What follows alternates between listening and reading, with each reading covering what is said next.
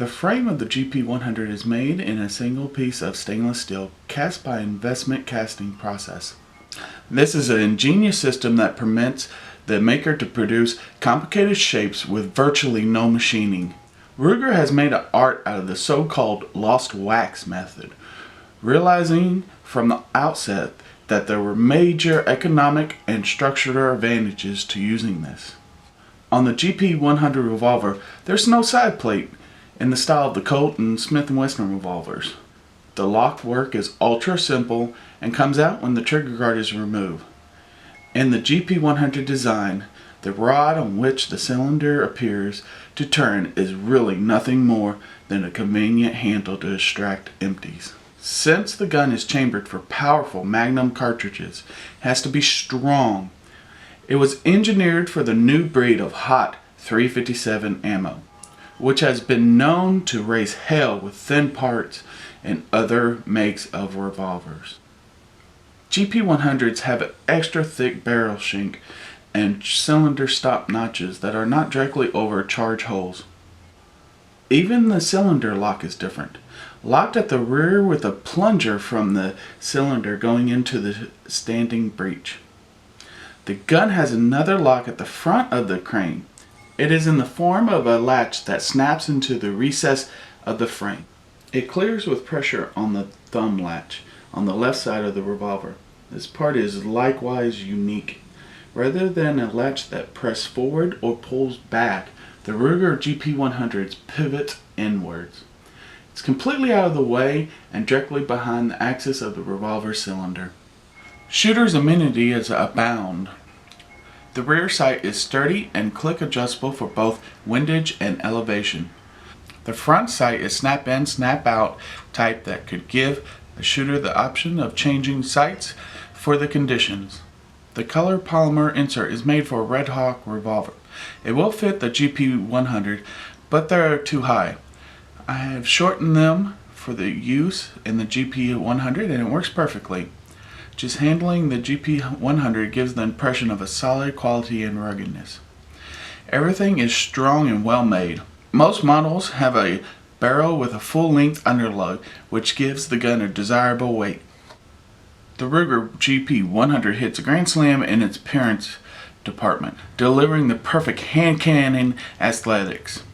Although it's available in classic blue steel, you'd be nuts not to come off the extra cash for a satin stainless finish, which contrasts beautifully with these Hogue grips. The GP100 with its full underlug barrel and shrouded ejector rod has just the right look to make you giddy. The one place where you want to spend your time with the Ruger GP100 is at the firing lane. I quickly realized that the combination of the excellent ergonomic design and weight distribution made the recoil that wasn't off-putting in the least. When I moved the target out to the 25 yards, the black ramp front sight kept getting lost against the target's black background. Smith & Wesson makes a red ramp front sight standard on all Smith & Wesson 686. Why Ruger doesn't and instead sells one as a $15 accessory is a real mystery. Would an extra $15 really keep anyone from buying this?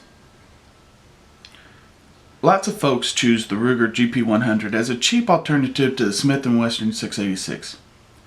Both .357 Magnums are medium to large frame double action revolvers with full-size grips with a choice of several barrel lengths. Both the 686 and the GP100 have adjustable front and rear sights and both weigh about the same. The difference? Quality. The several $100s you'll spend more on the Smith & Wesson provides a smoother trigger and parts that you'll generally fit together more precisely. If a few rough edges and merely average trigger isn't a big deal, the Ruger makes a compelling case for you to save some cash and pocket the very good revolver that will never fit in your pocket. The trigger is not that it's bad, it's just average. Revolvers like this tend to have a heavy double action triggers that offer a lot of internal resistance, stacking a great deal as the hammer comes up and then smooths out just before the hammer drops. The best revolvers, Performance Center Smith & Wesson's, old Colts, and to a slightly less extent Smith & Wesson's 686, defy that stereotype. Unfortunately, the Ruger GP100 is not one of those. Like many Ruger revolvers, this one has a little hitch immediately prior to the serial release. It's not terrible, but it's not helpful. Even though I could shoot relatively tight groups with the 357 and make ragged holes with 38s at distance under 15 yards, everything I did past that point was just the side of pathetic. On a brighter note, the GP100 single action trigger, though not what you would call crisp, was light and predictable. GP100's double action 3-set grouping trigger pull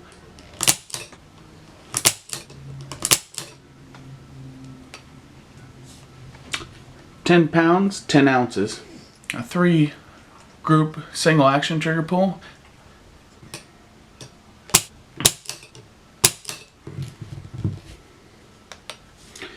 £4, 9 ounces.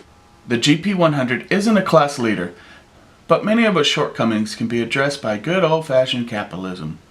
Don't like the rough edges around the inside of the frame?